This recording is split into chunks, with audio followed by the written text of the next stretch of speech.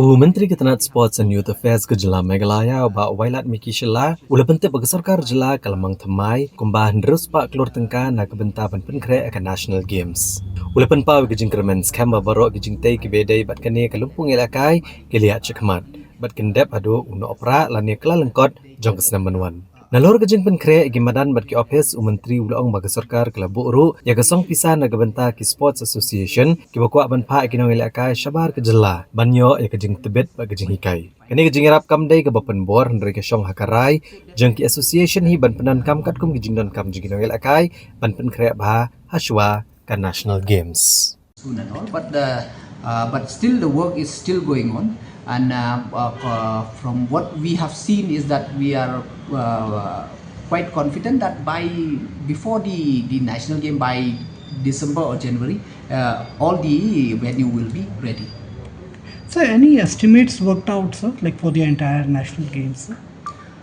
Estimate, yeah. Last time we have more or less we have proposed from the, as you all know, that we have formed the this national game committee.